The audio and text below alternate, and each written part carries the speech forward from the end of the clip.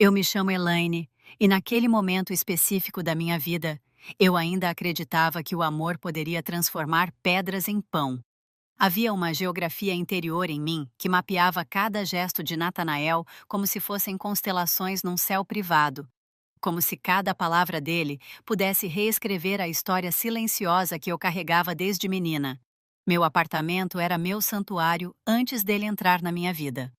Era um espaço pequeno, mas conquistado com anos de trabalho como tradutora freelancer. Cada metro quadrado representava noites sem dormir, prazos cumpridos, a solidão transformada em independência. As paredes guardavam meus silêncios, meus medos superados, minhas pequenas vitórias diárias. Quando conheci Natanael, eu tinha 32 anos e uma certeza inabalável de que merecia ser amada da forma como eu amava, completamente, sem reservas, sem cálculos. Ele apareceu na minha vida como uma tempestade de verão, súbita e avassaladora. Conhecemo-nos numa livraria, ambos procurando o mesmo livro de poesia russa. Ele sorriu, e naquele sorriso eu vi promessas que meu coração, cansado de esperar, quis acreditar sem questionar. Natanael trabalhava como vendedor de equipamentos médicos, tinha um jeito expansivo de falar, gesticulava muito, ocupava espaços com uma naturalidade que eu nunca tive. Eu era introvertida, ele era extrovertido. Eu refletia antes de falar, ele falava antes de refletir. Eu achava que éramos complementares. Hoje entendo que éramos apenas incompatíveis, e eu estava disposta demais a me moldar para caber nos espaços que ele deixava vagos. Casamo-nos 6 meses depois daquele encontro. Foi tudo muito rápido, mas eu estava cansada de ser prudente, de calcular riscos, de proteger meu coração como se fosse um objeto frágil guardado numa vitrine. Queria viver, sentir, mergulhar. O apartamento era meu, adquirido antes do casamento, e eu nunca imaginei que essa simples circunstância se tornaria o campo de batalha, onde minha dignidade seria sistematicamente destroçada. Natanael mudou-se para minha casa, trazendo apenas algumas malas e uma certeza absoluta de que agora aquele espaço também lhe pertencia. Não apenas no sentido legal ou afetivo, mas num sentido de posse bruta, de território conquistado. Socorro, minha sogra, apareceu na nossa vida conjugal como uma sombra persistente que se recusava a desaparecer, mesmo sob a luz mais intensa. Ela era uma mulher de 60 e poucos anos, com uma voz estridente que parecia ocupar todos os cômodos simultaneamente. Tinha o hábito de chegar sem avisar, de entrar sem bater, de opinar sobre tudo como se fosse a autoridade máxima em assuntos domésticos, conjugais, existenciais. Desde o primeiro dia, ela me olhava com uma mistura de desprezo e desconfiança, como se eu fosse uma intrusa na vida do filho dela, como se meu apartamento fosse território dela por extensão. As primeiras semanas foram suportáveis. Socorro vinha aos domingos para almoçar. Criticava minha comida com comentários envenenados, disfarçados de sugestões maternas. Natanael sempre gostou do feijão mais temperado, Elaine. Você ainda vai aprender a cozinhar do jeito que ele gosta. Eu engolia as palavras dela junto com minha própria indignação. Sorria educadamente, prometia melhorar. Natanael nunca me defendia. Ele ria, dava de ombros, dizia que a mãe era assim mesmo, que eu não devia levar para o lado pessoal. Mas como não levar para o lado pessoal quando cada comentário dela era uma lâmina afiada cortando pedacinhos da minha autoestima? Com o tempo, as visitas de socorro se tornaram mais frequentes. 2 vezes por semana, depois 3, depois quase todos os dias. Ela tinha a chave do prédio, mas não do apartamento, e isso a irritava profundamente. Eu percebia seu incômodo cada vez que tocava a campainha e esperava que eu abrisse a porta. Era como se aquela pequena barreira, aquela necessidade de ser convidada a entrar, fosse uma afronta pessoal à posição dela como matriarca da família. Natanael começou a comentar sobre isso, casualmente no início, como quem joga sementes num terreno fértil, esperando que elas germinem sozinhas. Minha mãe reclama que precisa ficar esperando quando vem aqui. Seria mais prático se ela tivesse uma chave, não acha? A primeira vez que ele sugeriu isso, eu fingi não ouvir. A segunda vez, eu disse que achava desnecessário, que Socorro podia ligar antes de vir. Na terceira vez, percebi que não era uma sugestão, era uma demanda que ele estava formulando em etapas, testando minha resistência como quem testa o gelo fino antes de caminhar sobre ele. Eu disse não. Foi uma das poucas vezes em que consegui articular uma recusa clara, firme, sem desculpas ou justificativas elaboradas. Este é meu apartamento, Natanael, comprei antes de nos casarmos. Socorro pode tocar a campainha como qualquer visita. A expressão no rosto dele mudou. Foi sutil, uma reorganização quase imperceptível dos músculos faciais. Mas eu vi. Vi a irritação, a surpresa e algo mais profundo, mais perigoso, o desprezo. Ele não disse nada naquele momento, apenas acenou com a cabeça, como quem arquiva uma informação para uso futuro, e saiu da sala. Eu deveria ter prestado mais atenção naquele silêncio. Os silêncios de Natanael eram sempre prenúncios de tempestades. Socorro começou a me tratar com uma frieza calculada depois daquele episódio, embora eu não soubesse, na época, que Natanael havia contado a ela sobre minha recusa. Ela parou de fingir cordialidade. As críticas se tornaram mais diretas, mais cruéis. Você está engordando, Elaine. Natanael merece uma esposa que se cuide. Essa casa está sempre uma bagunça. Eu ensinei meu filho a valorizar ordem e limpeza.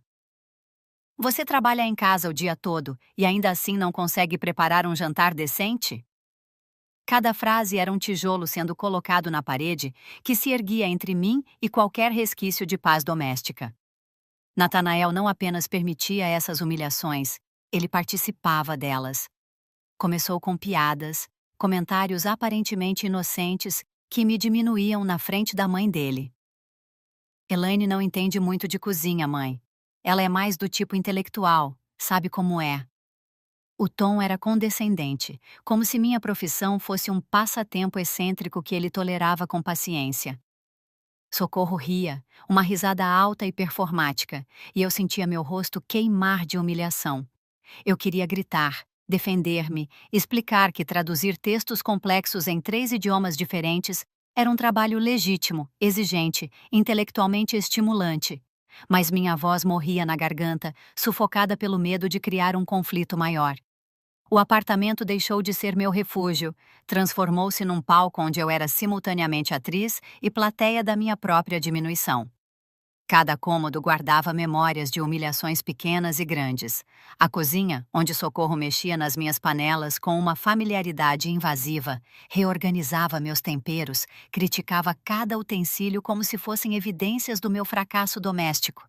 A sala, onde Natanael recebia amigos e me apresentava com uma indiferença estudada como se eu fosse parte da mobília, presente, mas irrelevante.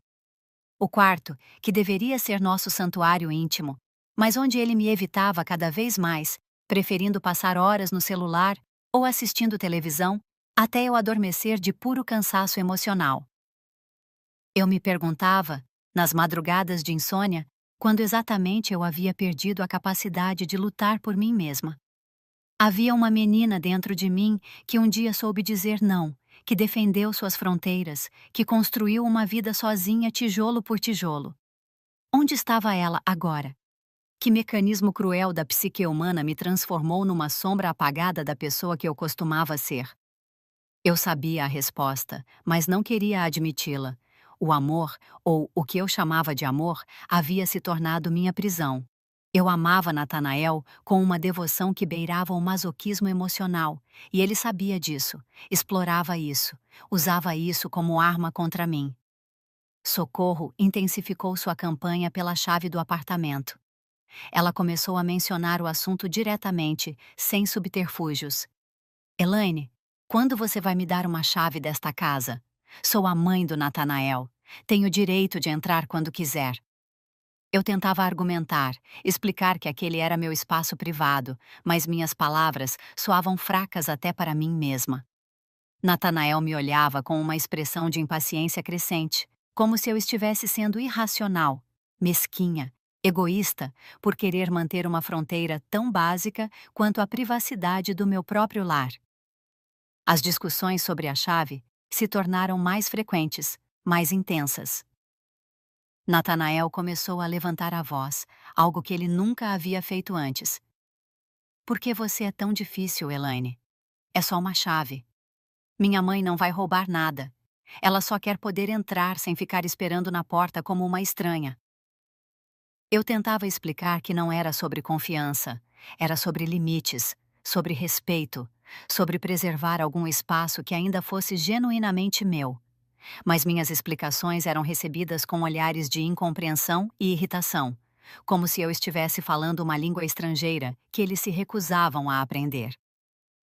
Uma tarde de quinta-feira, Socorro apareceu sem avisar, como sempre.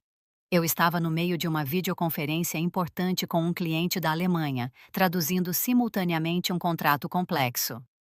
Ela tocou a campainha de forma insistente, repetida, como uma criança birrenta.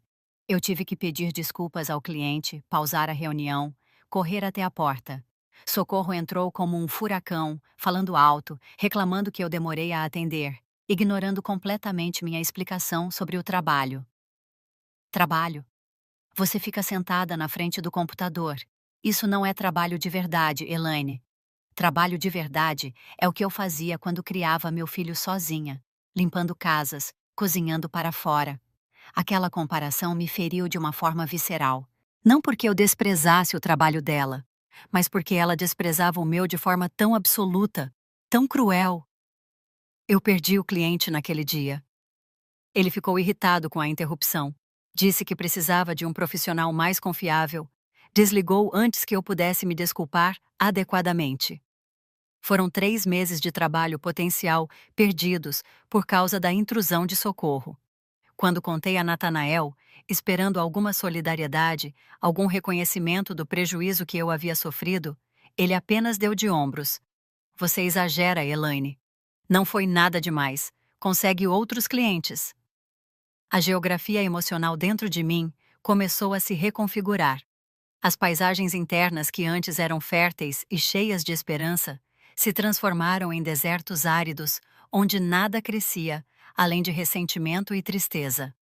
Eu olhava para mim no espelho e não reconhecia a mulher que me olhava de volta. Meus olhos estavam apagados, meus ombros permanentemente curvados, como se carregassem um peso invisível, mas esmagador.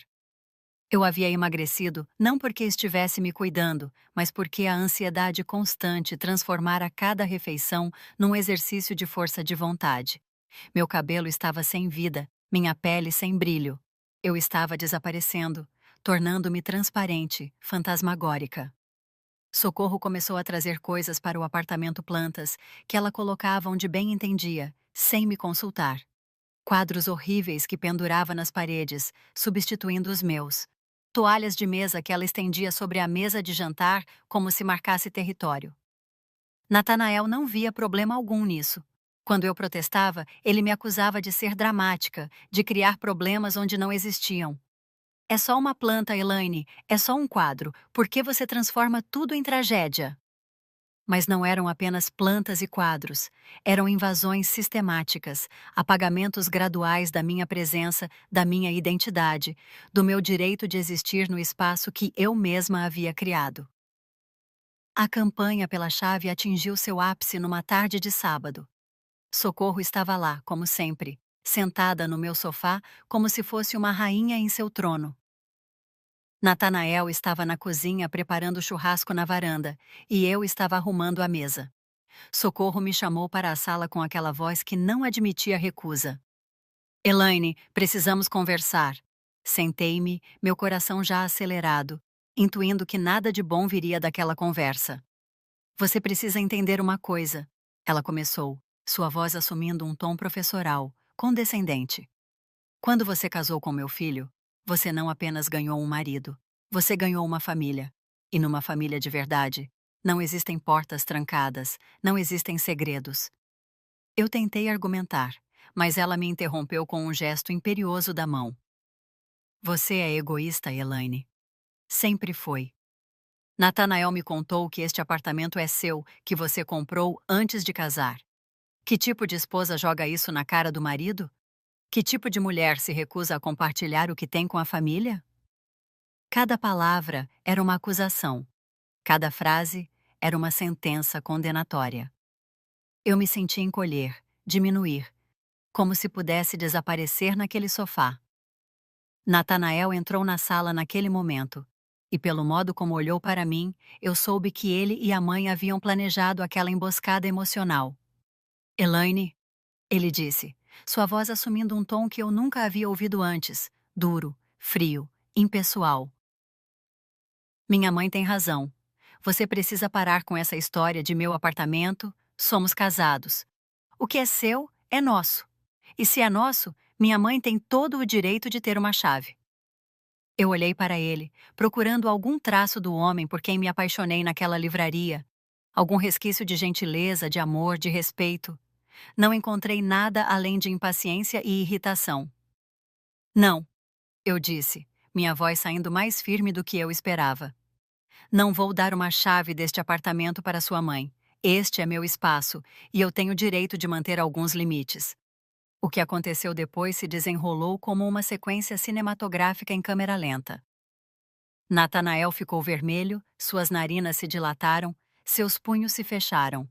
Socorro levantou-se do sofá com uma agilidade surpreendente para sua idade, seus olhos brilhando com uma raiva que ela não fazia mais questão de esconder. Você não serve para nada, Elaine. Ela sibilou, aproximando-se de mim. Você é uma mulher fria, egoísta, que não sabe o que é família de verdade. Natanael merecia alguém melhor, alguém que não fosse tão mesquinha, tão amargurada. Natanael não disse nada. Apenas ficou ali, observando sua mãe me destruir verbalmente, e seu silêncio doía mais do que qualquer palavra dela. Você não passa de uma fracassada que se acha superior porque lê livros. Socorro continuou, sua voz aumentando de volume. Trabalha em casa de pijama o dia todo, não tem amigos, não tem vida social, é patética. Meu filho teve pena de você, foi por isso que se casou. Ninguém mais queria você, Elaine. Você deveria agradecer todo dia por conseguir um marido. Não porque eu desprezasse o trabalho dela, mas porque ela desprezava o meu de forma tão absoluta, tão cruel. Eu perdi o cliente naquele dia. Ele ficou irritado com a interrupção. Disse que precisava de um profissional mais confiável. Desligou antes que eu pudesse me desculpar adequadamente. Foram 3 meses de trabalho potencial perdidos por causa da intrusão de Socorro. Quando contei a Natanael, esperando alguma solidariedade, algum reconhecimento do prejuízo que eu havia sofrido, ele apenas deu de ombros. Você exagera, Elaine. Não foi nada demais. Consegue outros clientes. A geografia emocional dentro de mim começou a se reconfigurar. As paisagens internas que antes eram férteis e cheias de esperança se transformaram em desertos áridos, onde nada crescia, além de ressentimento e tristeza. Eu olhava para mim no espelho e não reconhecia a mulher que me olhava de volta. Meus olhos estavam apagados, meus ombros permanentemente curvados, como se carregassem um peso invisível, mas esmagador. Eu havia emagrecido não porque estivesse me cuidando, mas porque a ansiedade constante transformara cada refeição num exercício de força de vontade. Meu cabelo estava sem vida, minha pele sem brilho. Eu estava desaparecendo, tornando-me transparente, fantasmagórica. Socorro começou a trazer coisas para o apartamento plantas, que ela colocava onde bem entendia, sem me consultar. Quadros horríveis que pendurava nas paredes, substituindo os meus. Toalhas de mesa que ela estendia sobre a mesa de jantar como se marcasse território. Natanael não via problema algum nisso. Quando eu protestava, ele me acusava de ser dramática, de criar problemas onde não existiam. É só uma planta, Elaine, é só um quadro. Por que você transforma tudo em tragédia? Mas não eram apenas plantas e quadros, eram invasões sistemáticas, apagamentos graduais da minha presença, da minha identidade, do meu direito de existir no espaço que eu mesma havia criado. A campanha pela chave atingiu seu ápice numa tarde de sábado. Socorro estava lá, como sempre, sentada no meu sofá como se fosse uma rainha em seu trono. Natanael estava na cozinha preparando churrasco na varanda, e eu estava arrumando a mesa. Socorro me chamou para a sala com aquela voz que não admitia recusa. Elaine, precisamos conversar. Sentei-me, meu coração já acelerado.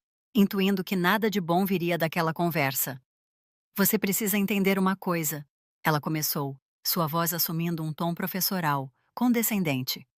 Quando você casou com meu filho, você não apenas ganhou um marido, você ganhou uma família.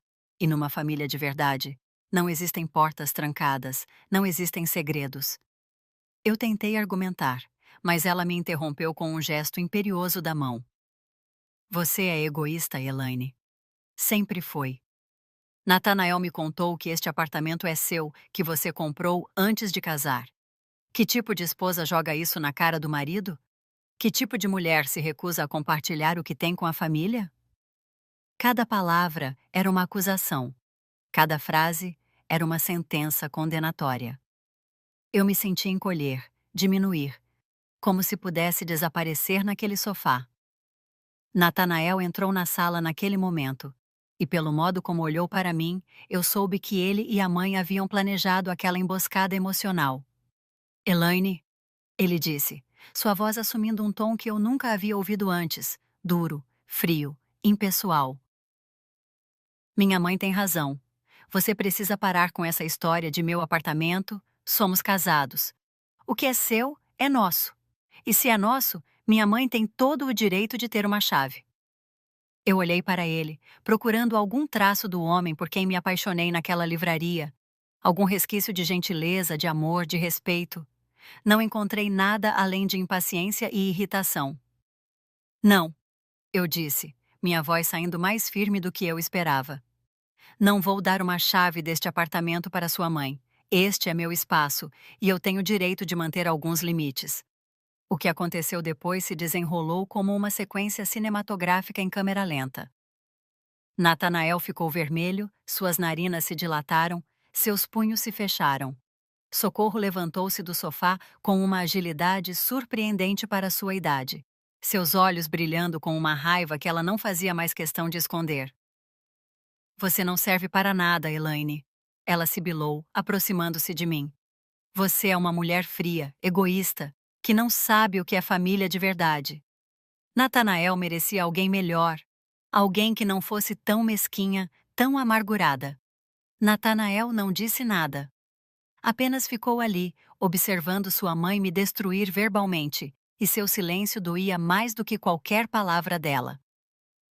Você não passa de uma fracassada que se acha superior porque lê livros.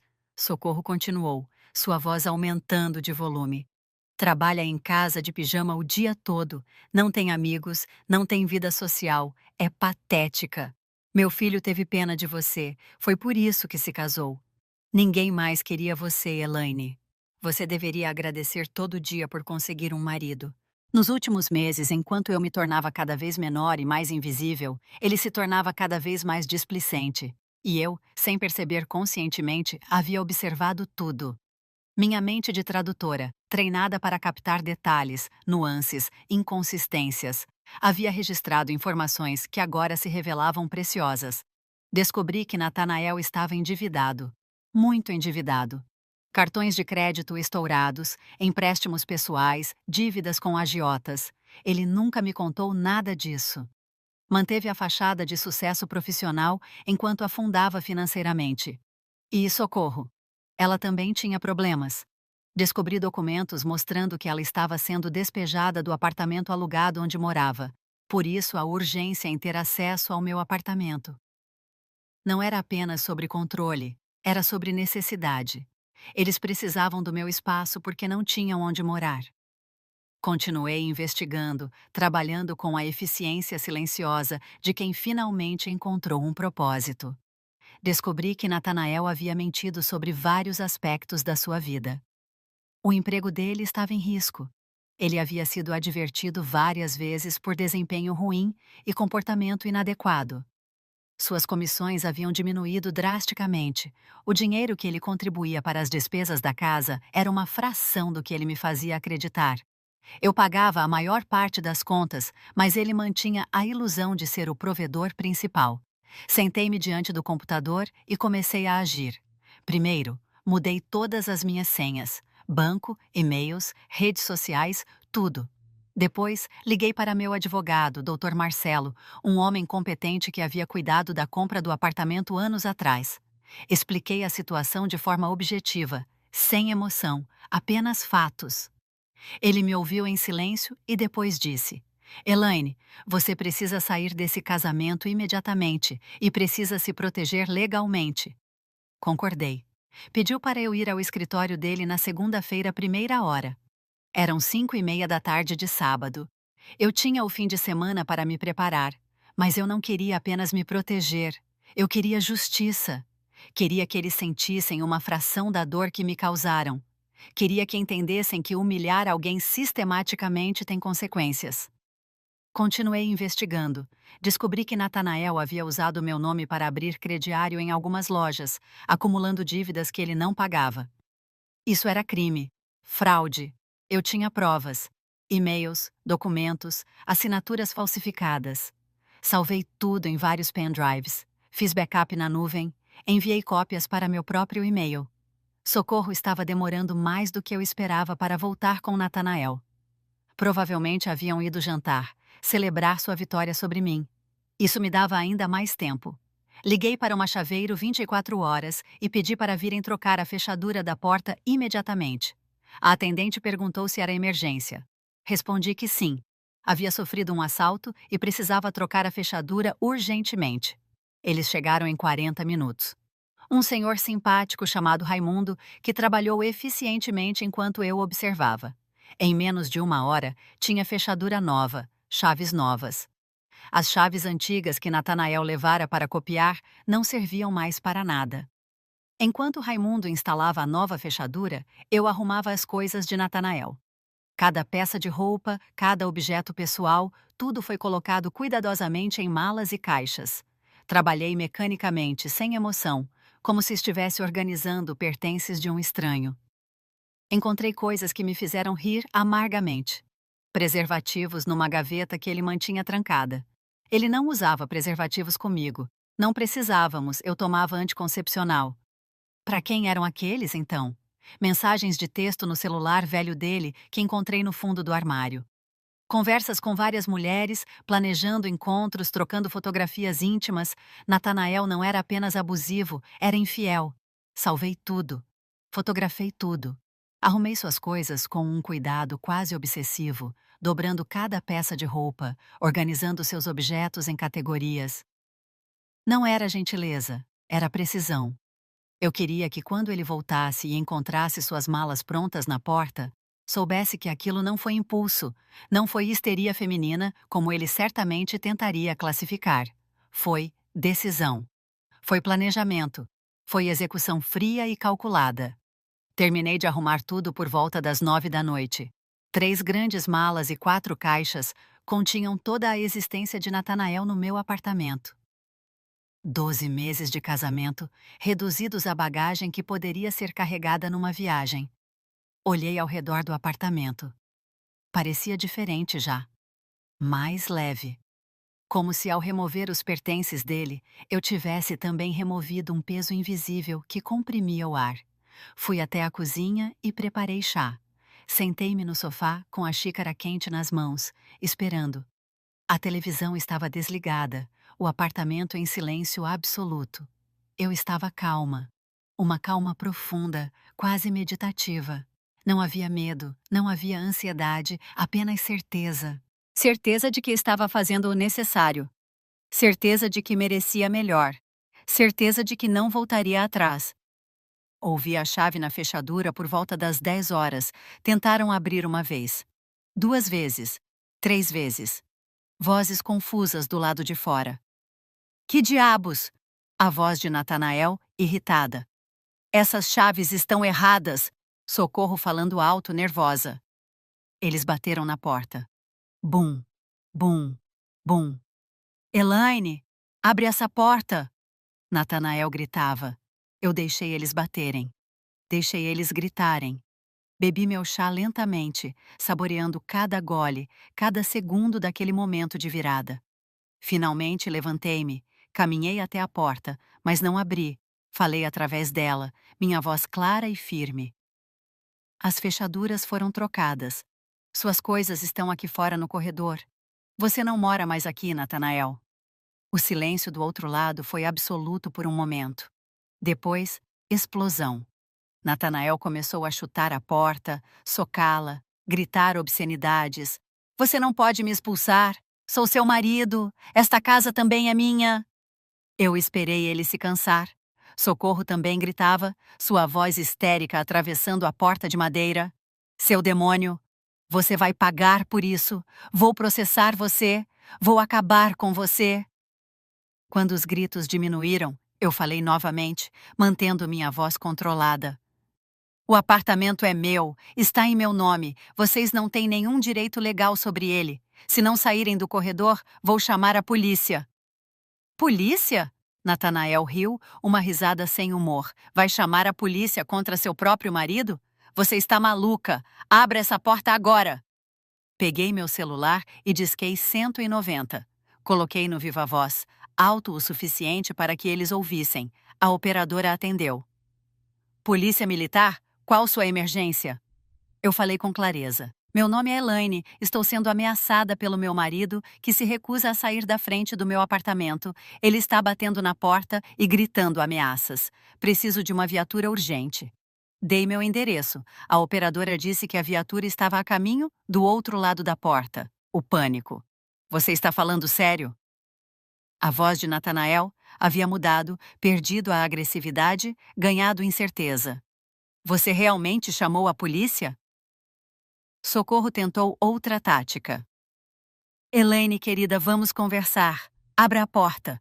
Foi tudo um mal-entendido. Natanael não quis te machucar. Estávamos nervosos. Vamos resolver isso como família. Família. Aquela palavra tinha perdido todo o significado para mim. Vocês têm 5 minutos para pegar as malas e sair antes que a polícia chegue, eu disse. Sugiro que aproveitem. Ouvi murmúrios, discussão sussurrada. Depois o som de malas sendo arrastadas, caixas sendo movidas, passos se afastando pelo corredor. Esperei até ter certeza de que haviam ido embora. Então abri a porta cautelosamente. O corredor estava vazio. Eles haviam levado tudo.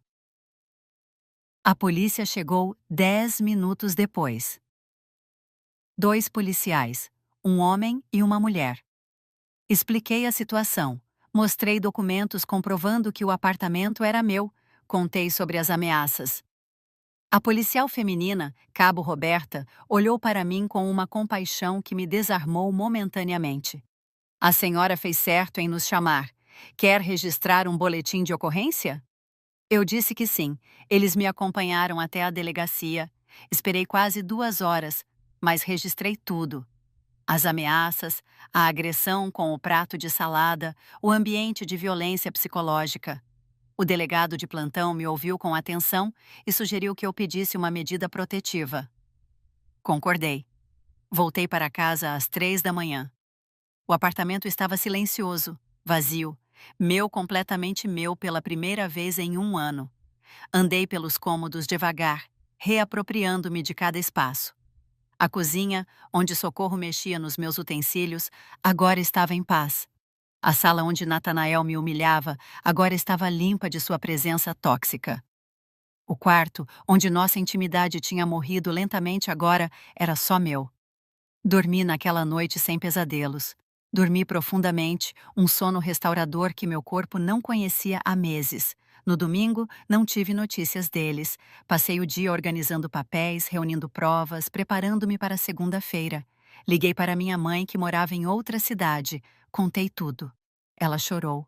Disse que sabia que havia algo errado, mas não quis interferir. Disse que estava orgulhosa de mim por ter tomado aquela atitude. Aquelas palavras me sustentaram.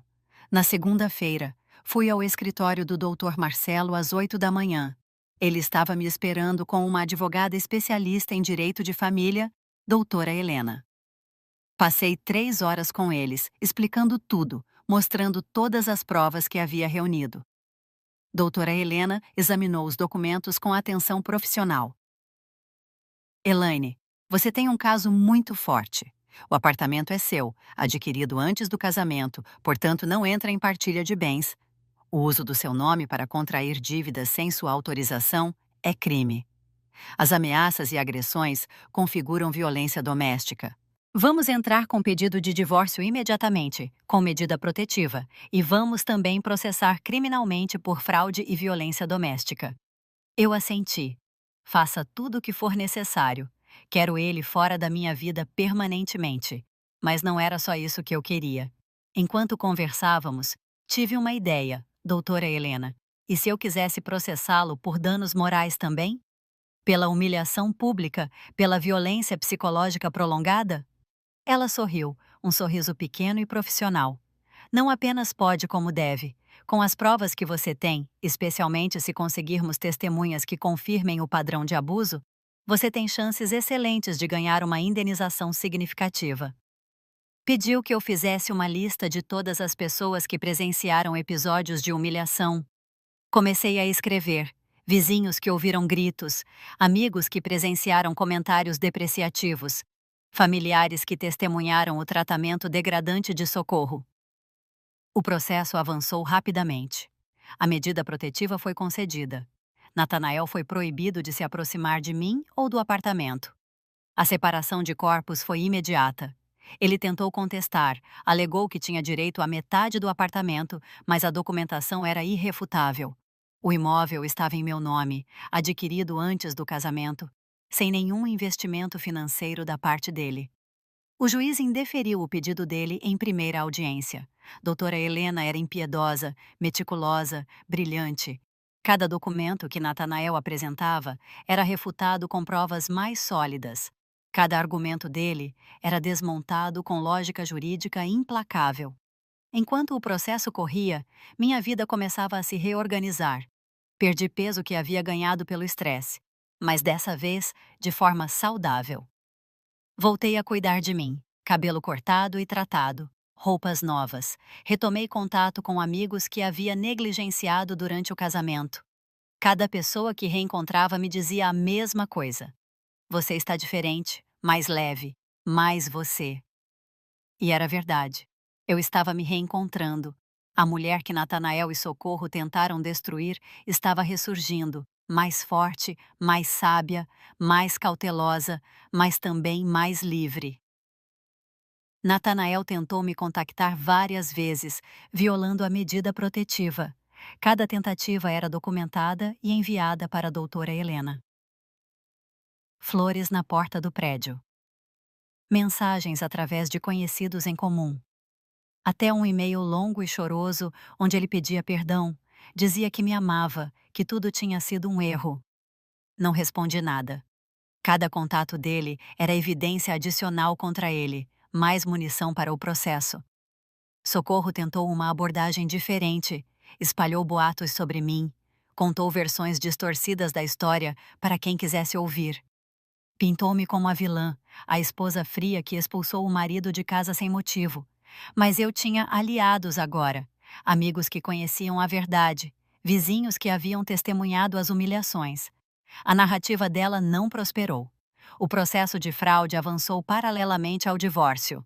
As lojas onde Natanael havia aberto o crediário em meu nome foram contatadas. Perícia grafotécnica confirmou que as assinaturas eram falsificadas.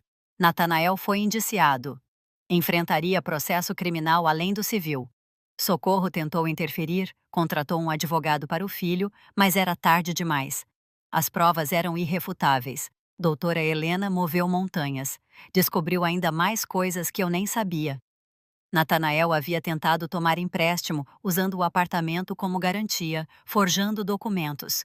Só não conseguiu porque o banco exigiu minha presença pessoal e ele não podia me forçar a comparecer. A audiência de divórcio foi marcada para 3 meses, depois que expulsei Natanael. Quando chegou o dia, eu estava preparada. Doutora Helena havia me orientado sobre cada detalhe.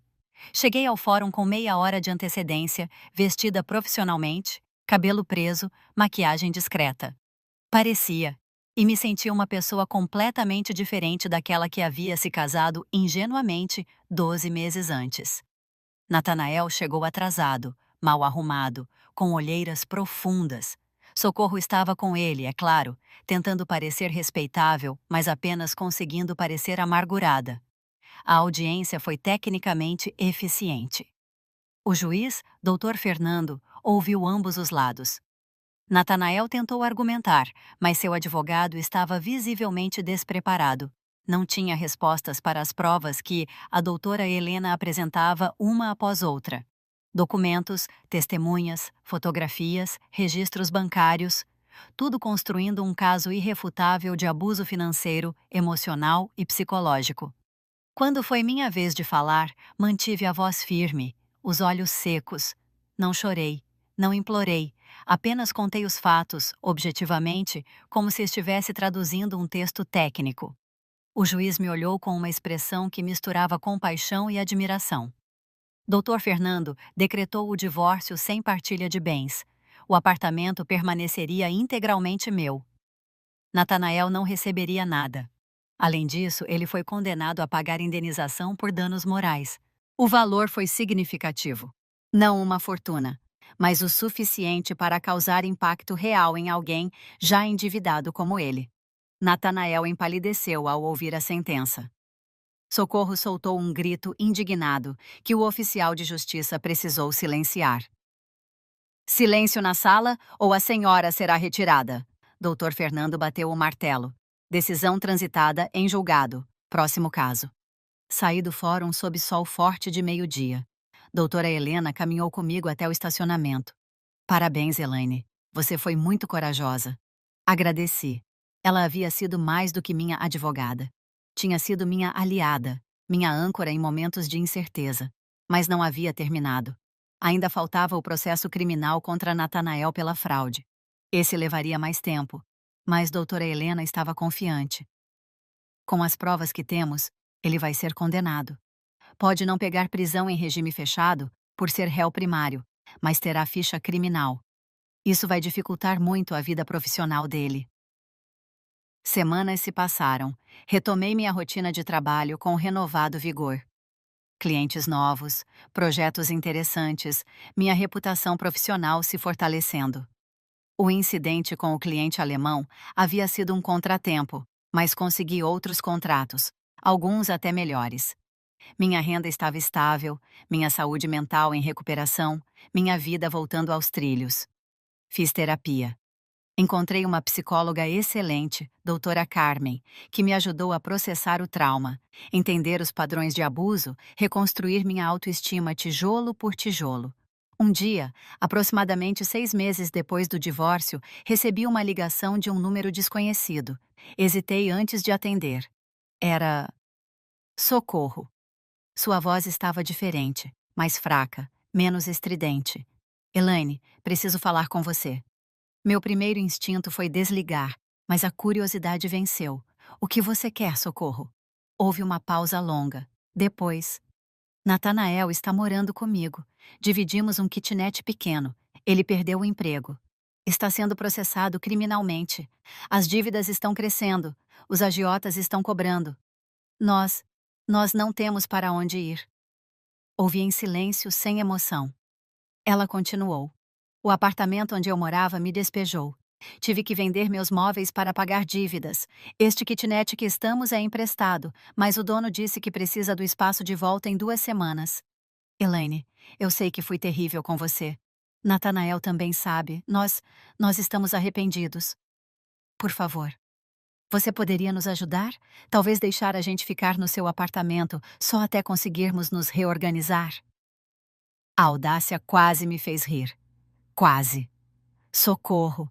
Você está me pedindo para deixar você e Natanael morarem no meu apartamento? O mesmo apartamento que vocês tentaram me tirar à força? O mesmo apartamento pelo qual vocês me humilharam repetidamente? Silêncio. Depois, voz ainda mais baixa.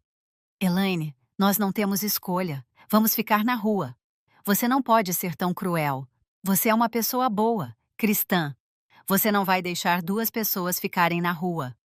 Aquela tentativa de manipulação emocional, usando religião e moral, me deixou genuinamente furiosa. Socorro, eu vou ser muito clara com você. Não vou ajudar. Não vou deixar vocês entrarem no meu apartamento. Não vou emprestar dinheiro. Não vou fazer absolutamente nada. Vocês me trataram como lixo, me humilharam, me agrediram, tentaram me roubar. Agora enfrentem as consequências das suas escolhas. Tentei desligar, mas ela falou rápido. Espera, por favor. Pelo menos fale com Natanael. Ele quer te pedir perdão pessoalmente. Não quero ouvir pedidos de perdão dele. Não quero ouvi-lo, vê-lo ou saber dele. Existe uma medida protetiva ainda vigente. Se ele se aproximar de mim, vai preso. Deixe isso bem claro para ele. Dessa vez desliguei. Minhas mãos tremiam levemente. Não de medo, mas de raiva contida, como se atreviam, como tinham coragem de me pedir ajuda depois de tudo. Bloqueei o número imediatamente. Liguei para a doutora Helena e relatei a ligação. Ela disse: se continuarem te contatando, vamos pedir agravamento das medidas protetivas. Documente tudo. 2 semanas depois, recebi um e-mail. Era de Natanael. Longo, desesperado, cheio de autopiedade. Dizia que estava sem trabalho, sem dinheiro, sem perspectivas. Que a condenação criminal havia destruído suas chances de conseguir emprego na área, que Socorro estava doente, precisando de remédios que ele não podia comprar, que iam ser despejados do kitnet, que ele errou, que me amava, que implorava uma chance de conversar. Terminava com: Elaine, você sempre foi melhor que eu, mais inteligente, mais forte, mais digna. Por favor, seja melhor que eu agora também. Me ajude. Nos ajude. Não deixe minha mãe ficar na rua. Não respondi. Salvei o e-mail como prova de assédio e encaminhei para a doutora Helena. Ela moveu imediatamente para agravar a medida protetiva. Natanael foi notificado oficialmente que qualquer contato comigo, por qualquer meio, resultaria em prisão imediata. Aquilo finalmente o silenciou. Certeza de que estava fazendo o necessário. Certeza de que merecia melhor. Certeza de que não voltaria atrás. Ouvi a chave na fechadura por volta das 10 horas.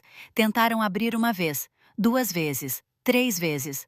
Vozes confusas do lado de fora. Que diabos! A voz de Natanael irritada. Essas chaves estão erradas.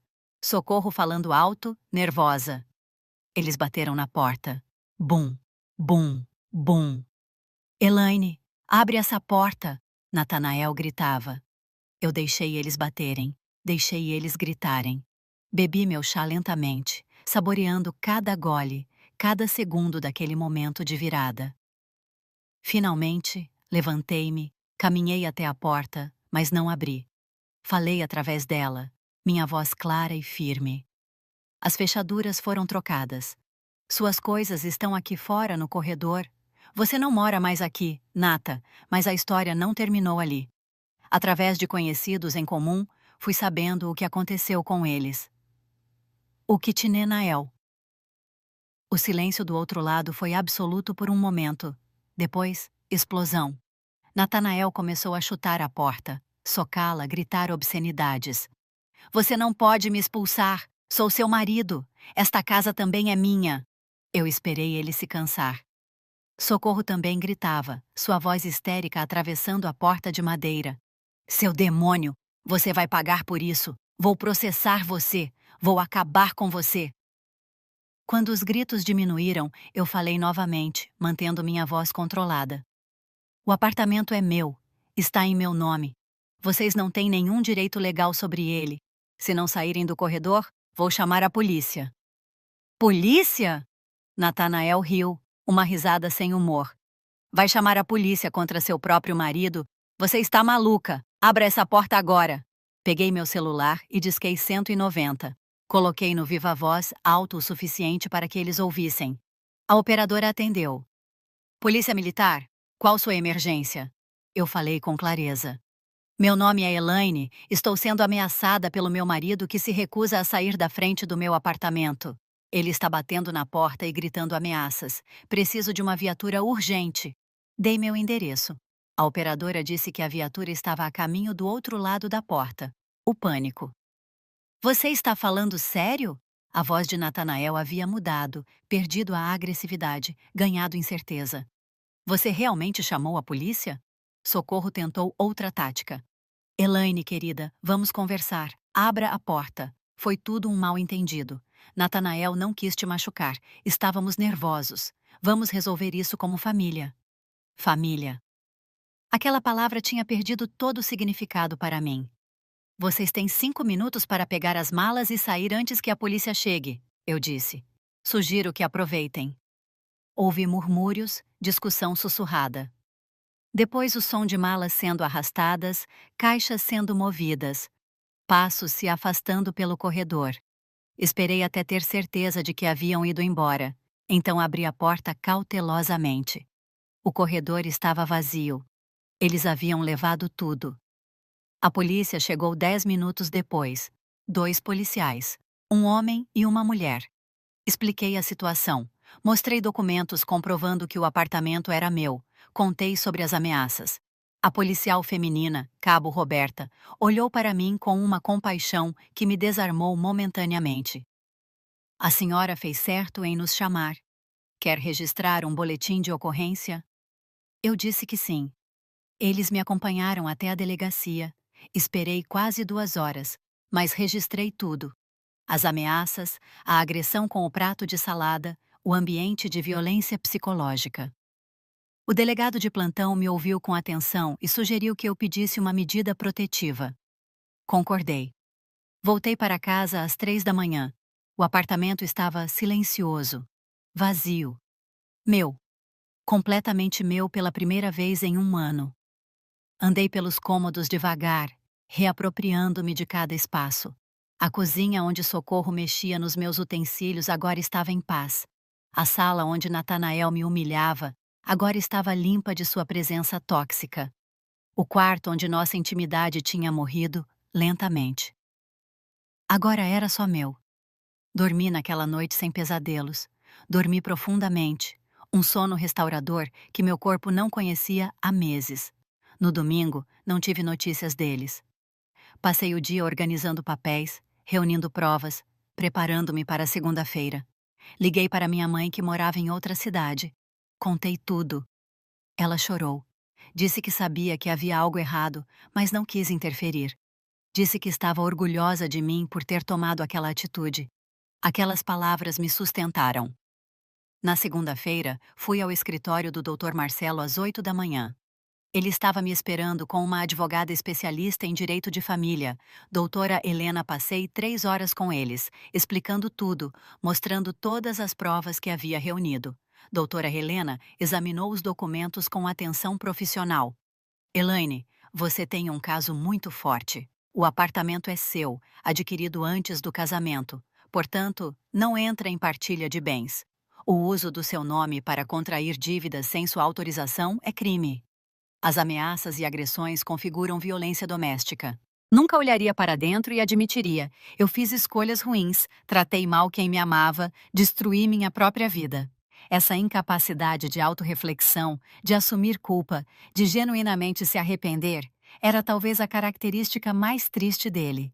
Significava que ele nunca mudaria, nunca cresceria, nunca se tornaria melhor. Socorro tentou me contactar uma última vez, 3 anos após o divórcio. Foi através de uma carta manuscrita que chegou pelo correio. A letra era trêmula, quase ilegível em alguns trechos. Ela dizia estar muito doente. Provavelmente não viveria muito mais tempo. Pedia para me ver uma última vez. Pedia perdão. Dizia que entendia agora o quanto havia sido cruel, o quanto havia contribuído para destruir meu casamento e minha paz. Terminava dizendo: você tinha razão em tudo, Elaine. Eu era uma pessoa terrível. Natanael aprendeu a ser terrível comigo. Eu destruí meu próprio filho, e quando tentei destruir você, acabei destruindo a nós mesmos. Perdoe-me se puder.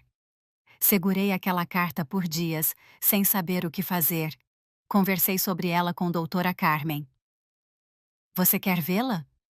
Ela perguntou. Pensei honestamente. Não sei.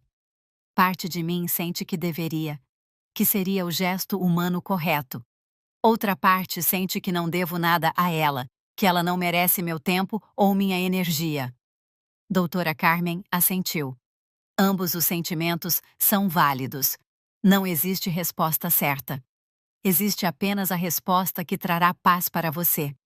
Decidi não responder. Guardei a carta numa caixa onde mantinha todos os documentos relacionados àquele período da minha vida. Não porque quisesse viver no passado, mas porque era importante lembrar. Lembrar de onde vim, do que sobrevivi, do que aprendi. A carta de socorro ficou ali, não respondida, não perdoada, mas também não mais capaz de me machucar.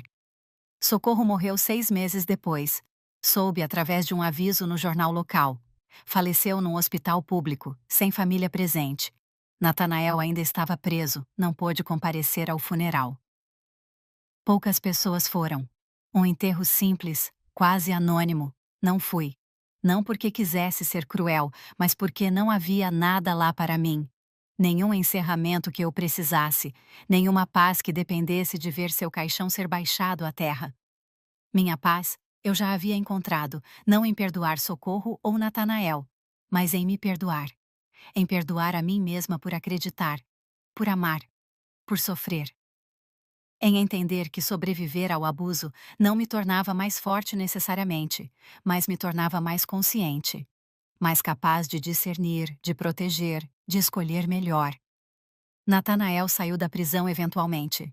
Soube através de conhecidos mútuos que ele tentou reconstruir sua vida, mas não com muito sucesso. Trabalhos informais, bicos, nada estável. A ficha criminal pesava, a reputação arruinada pesava mais ainda. Em cidades pequenas como a nossa, escândalos não eram esquecidos facilmente. Ele tentou se aproximar de outras mulheres, mas sempre alguém as avisava sobre seu passado. Ficou sozinho. Envelheceu sozinho. Tornou-se uma figura patética, que às vezes eu via de relance nas ruas, sempre desviando antes que houvesse qualquer possibilidade de interação. Anos se passaram. 5. 10. Minha vida floresceu de maneiras que eu nunca imaginei possíveis naquele sábado terrível, quando Natanael esfregou salada no meu rosto. Casei-me novamente, dessa vez com alguém gentil, respeitoso, que via meu apartamento como nosso, mas nunca questionou que estava em meu nome, que nunca tentou me diminuir ou controlar. Tivemos filhos. Minha carreira como tradutora evoluiu para consultoria linguística internacional. Prosperidade veio, não como vingança contra quem me machucou, mas como consequência natural de trabalho duro e escolhas saudáveis. Às vezes, em noites quietas, quando meus filhos já dormiam e meu marido estava ao meu lado lendo, eu pensava naquele período sombrio da minha vida. Não com saudade, nunca com saudade, mas com uma espécie de gratidão estranha. Gratidão por ter sobrevivido. Gratidão por ter encontrado força que não sabia possuir. Gratidão por ter aprendido que amor próprio não é egoísmo, é sobrevivência. Que estabelecer limites não é crueldade, é autocuidado. Que deixar pessoas enfrentarem as consequências dos próprios atos não é vingança, é justiça natural. Natanael e Socorro receberam exatamente o que plantaram. Não porque eu os amaldiçoei ou sabotei ativamente suas vidas, mas porque pessoas que constroem suas existências sobre manipulação, abuso e crueldade eventualmente colapsam sob o peso das próprias escolhas. Eles perderam tudo: casa, dignidade, família, futuro. Não porque eu os destruí, mas porque se destruíram. Eu apenas me recusei a ser destruída junto. A chave que eles tanto queriam, aquela chave que simbolizava controle sobre meu espaço, sobre minha vida, sobre minha identidade, foi trocada naquela noite por um chaveiro chamado Raimundo. Eles nunca entraram novamente. E na troca daquela fechadura, eu não apenas protegi meu apartamento. Protegi minha sanidade, minha dignidade, meu futuro. Foi o primeiro ato de amor próprio genuíno que pratiquei naquele relacionamento. E foi o ato que mudou tudo. Hoje, quando olho para trás, vejo uma mulher que foi quebrada, mas não destruída.